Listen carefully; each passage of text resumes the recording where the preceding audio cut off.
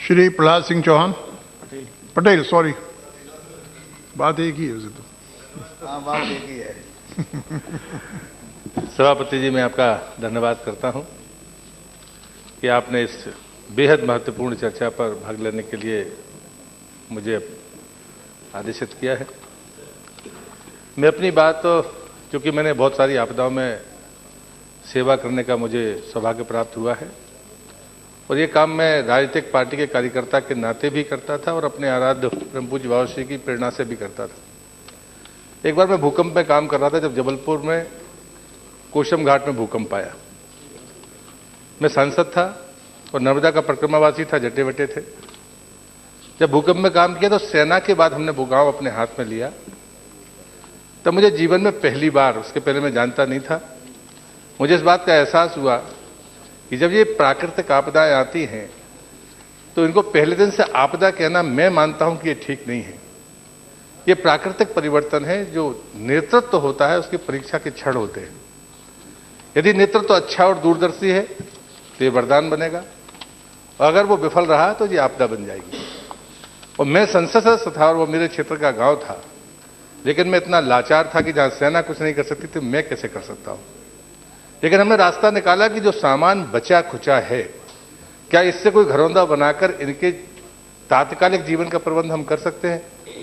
और सभापति महोदय, मुझे गर्व है कि मैं उस गांव को बसाने में सफल रहा, क्योंकि मैं किसान का बेटा हूं। मेरी पहली जरूरत मुझे लगी कि इसका मवेशी कहां जाएगा, बरसात, इसका भूसा कहां रखा जाएगा, ये कहां रहेगा। और हमने 15 दिन, उस समय हमारे यहाँ गुरुद्वारा से हमने लंगर का प्रबंध किया और उन्होंने लंगर ऐसे पहुंचाया जैसे घड़ी मिलाकर काम होता है। 15 दिन तक उन्होंने लंगर खिलाया। हम सब ने मिलकर अपने घरौंदे तैयार किए। 16वें दिन हमने खाना नहीं दिया। हमारे काम से इस बात को बल मिला कि हमने मुफ्तखोरी नहीं होने दी और गांव अपने पैर पर खड़ा हो गया। जो सुविधाएं मिलनी थी वो मिल गई। लेकिन खेत में पड़े पड़े मुझे एक बात का एहसास हुआ कि आपत्ति के समय धन और पद काम नहीं आता, व्यक्ति या वस्तु काम आते हैं। काम करने के लिए आदमी चाहिए, मदद चाहिए, और जो खड़ा करना है उसके लिए वस्तुएं चाहिए। मैं इस देश के प्रधानमंत्री श्रद्धेय मोदी जी को हृदय से आभार व्यक्त करता हूं। बिहार हो, जम्मू कश्मीर हो, आंध्र हो, देखिए नुकसान तो उसमें होता है, इसको कोई नकार नहीं सकता, इसको कोई गिनती नहीं, लाशों की गिनती नहीं गिनी जाती। नुकसान का आंकड़ा करने वाले लोग करेंगे, जो ब्यूरोक्रेसी वो करेगी। लेकिन जो समाज में खड़ा हुआ आदमी है उसको इस बात का फैसला करना चाहिए कि मैंने नुकसान को कमतर किया कि नहीं किया। और तत्काल वो गुजर जाने के बाद, क्योंकि तूफान को कोई रोक नहीं सकता, कोई सरकार और कोई नेता नहीं रोक सकता, लेकिन उसके होने वाले नुकसान को घटाया जा सकता है। उसके बीच में जो चीजें जरूरत हैं, उन जरूरतों को हम भरपाई कैसे करेंगे। जम्मू कश्मीर में जो फिल्टर आया था हमारे पैरामिलिट्री फोर्स और सेना के लिए, हमने वहां के आम आदमी के, गरीब आदमी को दिया। इस सरकार ने समय के पहले बिना मांगे, मैं समझता हूं यदि वो ना दिए जाते तो हजारों लोग तो पानी की बीमारी से खत्म हो जाते।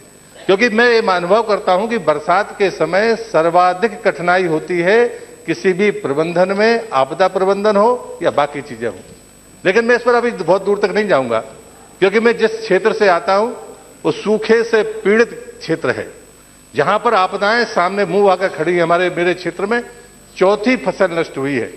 लेकिन आप कानून देखिए, आप किसान हैं, मैं जानता हूं अच्छी तरह से, आप इस आरवीसी को भी समझते हैं और रेवेन्यू के कानूनों को भी समझते हैं। हमारे यहाँ एक क्षेत्र है जिसको धान के लिए आरक्षित कर दिया गया। जब अध्यक्ष सभापति महोदय पानी नहीं गिरेगा तो सब जानते हैं धान नहीं हो सकती। किसान अपने जीवन यापन के लिए जब चौथी फसल नष्ट होने वाली है, 3 फसल नष्ट हो गई हैं ओले से, पाले से, सूखे के कारण। और बुंदेलखंड में जलस्तर कैसा है, चाहे उत्तर प्रदेश का हो चाहे मध्य प्रदेश का हो, अच्छी तरह से जानते हैं। उसने लगा लिया चना, उसने लगा लिया गेहूं, सोयाबीन, वो नष्ट हो गया। और चूंकि रिकॉर्ड में है कि वो धान का आरक्षित क्षेत्र, उसको मुआवजा नहीं मिला। सभापति महोदय, मुझे लगता है किसान के सामने जिन परिस्थितियों का सामना किसान कर रहा है, इस सदन में बैठे हुए लोगों से मैं प्रार्थना करना चाहता हूं, सरकार हमारी है, लेकिन हमको तय करना पड़ेगा कि जब अकाल आ पड़ता है, सूखा, तीनों बातें हैं, चाहे बाढ़ हो, चाहे सूखा हो और चाहे पर भूकंप आए, ये 3 ऐसी आपदाएं हैं जिनके बारे में हमको प्राथमिकता तय करना पड़ेगी।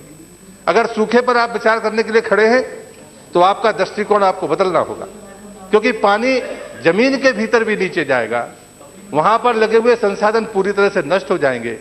मवेशी कहां पर जाएगा, उसका पलायन होगा या बिकेगा या कसाईयों के हाथ में वो जाएगा। मैंने देखा है अपनी तहसील में, सिवनी जिला पड़ता था उस समय मेरा, पानी का जब स्रोत नहीं बचा तो मवेशी ने धार्मिक होने के कारण बेचा नहीं, वो गले से छोड़ दिया कि मैं अपना खुद के लिए पानी पी नहीं सकता, मेरा मवेशी कहां जाएगा, और वो अपने बच्चों को लेकर मजदूरी के लिए चला गया। उस पशु को बचाने का काम कौन करेगा? व्यक्ति नहीं कर सकता जिसके पास खुद के खाने का प्रबंध नहीं, जो अपने बच्चों को पाल 2 टाइम के लिए रोटी के लिए 100 किलोमीटर दूर वहां पर जा रहा है दूसरे जिलों में काम करने के लिए, वो अपना मवेशी नहीं बचा पाएगा। वो अपने वृद्ध और माँ बाप को नहीं ले जा सकता, वो अपने पढ़ने वाले बच्चों की पढ़ाई छुड़ाकर उसको ले जाएगा। ये बड़ी विकराल परिस्थिति है और नीचे जलस्तर घटने के कारण आने वाली गर्मियों में जो संकट पैदा होगा वो इतना गंभीर होगा जिसको बहुत आसानी से उसको पूरा नहीं किया जा सकता। आपके पास एक ही विकल्प है, जैसे आपने जम्मू कश्मीर में बहते हुए गंदे पानी को फिल्टर देकर लोगों के जीवन को बचाया, वो रास्ता आपको ड्राउट के एरियाज में लाना होगा। लेकिन मवेशी को तो एक जगह करना पड़ेगा, उनके प्रबंध भी तो करना पड़ेंगे। आदमी तो अपने मर्जी से जाकर चलकर 100 किलोमीटर दूर अपना जीवन यापन कर लेगा, लेकिन पशु साथ में नहीं ले जा सकता। और इसलिए मुझे लगता है ये बड़ी अहम बात है। और इसलिए जब कभी सूखा होता है तो उसके बाद में बीज नष्ट होते हैं, हमारी लागत जाएगी, हमारा खाद जाएगा, हमारा बीज नष्ट होगा। और इसलिए मैं यहाँ पर कृषि मंत्री जी बैठे हैं, मैं बड़ी विनम्रता के साथ उनसे कहूंगा कि ऐसे क्षेत्रों को चिन्हित करिए।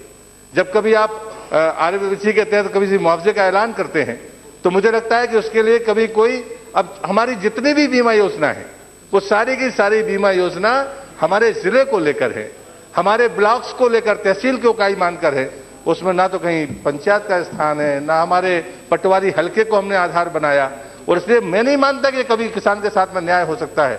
और इसलिए मैं चाहता हूं कि ऐसे क्षेत्र जो लगातार, जैसे पूरा विदर्भ, मैं विदर्भ के सीमा से लगा हुआ 3 क्षेत्रों से चुनाव लड़ा हूं और आज मैं उत्तर प्रदेश की बॉर्डर पर हूं और वहां भी मैं 2 मिनट में अपनी बात खत्म कर दूंगा।